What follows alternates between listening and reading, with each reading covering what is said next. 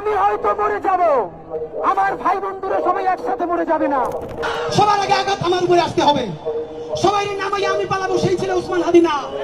তাদেরকে গুলি করার আগ পর্যন্ত কোনো কিছুটা আমাদের গায়ে লাগে না। যতক্ষণ না পর্যন্ত বুকে বা মাথায় গুলি চলবে ততক্ষণ পর্যন্ত আমরা কোনো স্ট্রাগল মনে করি না। এই উসমান হাদি এবং তার ভাই বোনেরা আল্লাহ ছাড়া এই জমিনের নিচে আর কাউকে ভয় পায় না। সবাই যখন মৃত্যুটাকে ভীষণ ভয় পায়, আমি তখন হাসতে হাসতে আল্লাহর কাছে ভীষণ সন্তুষ্টি নিয়ে পৌঁছতে চাই যে আমি একটা ন্যূনতম ওই জীবনটা লিড করতে পারলাম, যে আমি একটা ইনসাফের হাসি নিয়ে আমি আমার আল্লাহর কাছে পৌঁছতে চাই। আমরা যদি শহীদ হয়ে যাই, আমাদের সন্তানেরা লড়বে, তার সন্তানেরা লড়বে। কিয়ামত পর্যন্ত বাংলাদেশ নামক জমিন যতদিন বেঁচে থাকবে ততদিন পর্যন্ত আজাদির সন্তানেরা লড়াই করবেই করবে।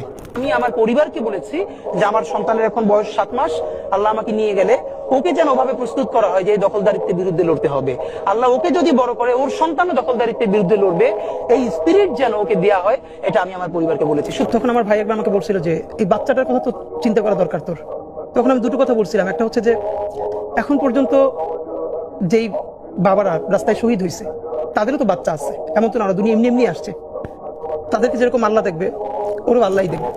আমি তো ভীষণভাবে প্রত্যাশা করি, আমি ছোটবেলা থেকে এই স্বপ্নটা দেখি, অনেক জায়গায় বলেছি যে একটা তুমুল মিছিল হচ্ছে অন্যায়ের বিরুদ্ধে, সেই মিছিলের সামনে আমি আছি, কোনো একটা বুলেট এসে আমার বুকটা হয়তো বিদ্ধ করে দিয়েছে, এবং সেই মিছিলে আমি হাসতে হাসতে আমি শহীদ হয়ে গেছি।